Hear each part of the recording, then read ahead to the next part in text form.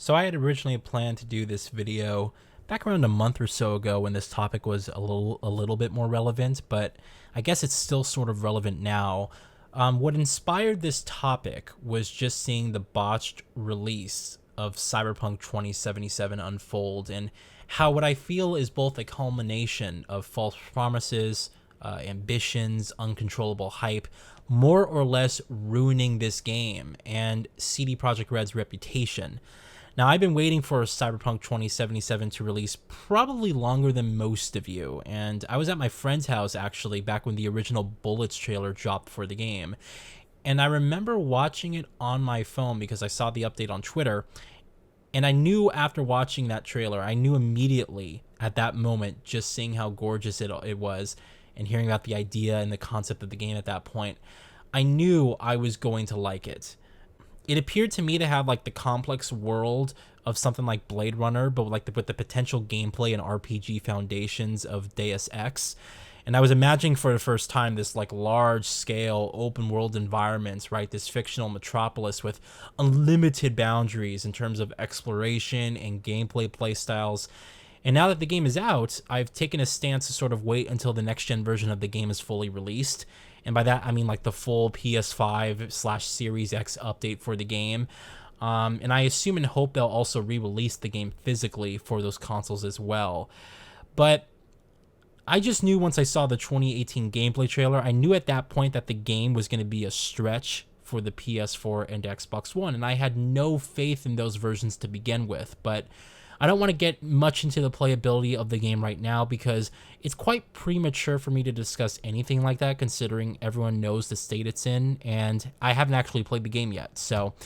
But all of this got me thinking about the hype surrounding the game, because there's been super ambitious games that have come out for the PS4 and Xbox One and have underperformed, not in sales, but in actual playability and performance targets. What comes to mind is the rather excellent Kingdom Come Deliverance. That game is one of the finest RPGs I played this generation, and I played it on my PC, and the game was a monster on that system, pushing my rig to its limits to even target 60 FPS and 1440p, let alone 4K. And the base PS4 and Xbox One versions of that game, hell, even the enhanced console versions, I think, ran at a super low resolution. I think the Xbox One was 720p, the PS4 was 900p, I think the Pro was 1080p, and then 1440p you got on the X. But it was still a mess. The game had huge performance issues and was stuttering, had crashes and all this stuff. It was more or less a very botched/unplayable version of the game, honestly.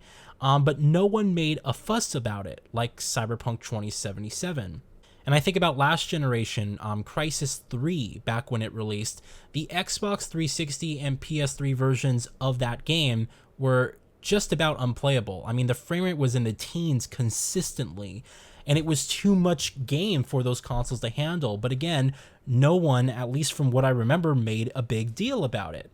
But let me be clear, I'm not bringing up these examples in hopes to help alleviate the unfortunate mess that is Cyberpunk 2077. I'm right with you all in that the performance on base and enhanced consoles is unacceptable.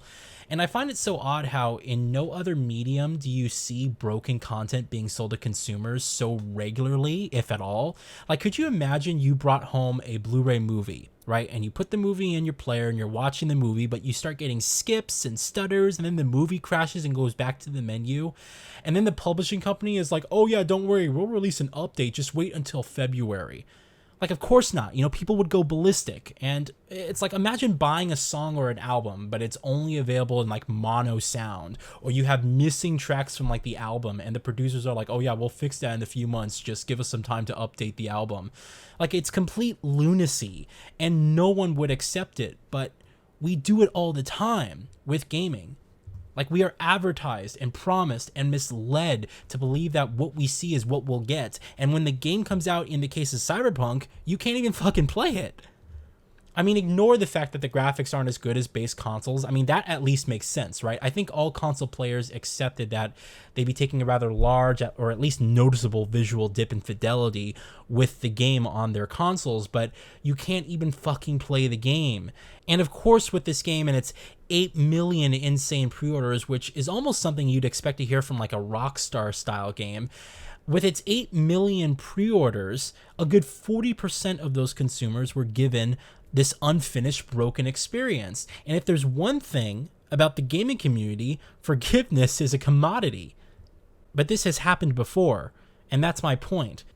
And I think it's because CDPR generated a mass amount of hype surrounding the game. You know, I mean, they got Keanu Reeves, they did huge press announcements, and they stood tall and proclaimed themselves to be the shining example for how game developers should treat their fans. And this is what we got.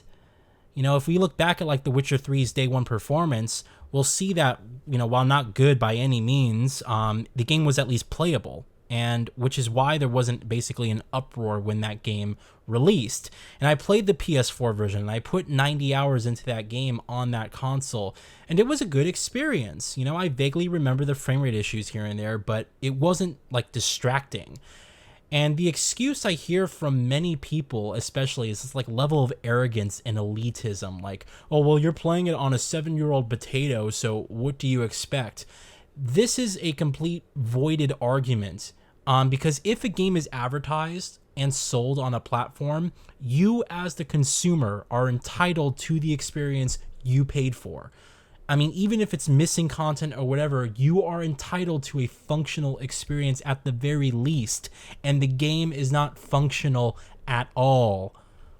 But would we care as much if the game's release had as much buzz surrounding it as, let's say, the upcoming Hitman 3 or The Medium or Nier Reincarnation? Like, these are games I'm all excited for, right? But they would never do the sales numbers of something like Cyberpunk, at least initially. You know, it doesn't make it any more right, but it just goes to show you that this isn't the first time it happened, and CDPR shouldn't get a break and shouldn't be forgiven.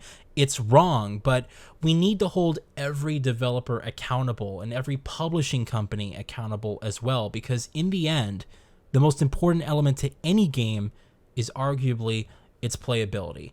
So, something for all of us to think about. I hope you all enjoyed this video, and we'll talk more soon.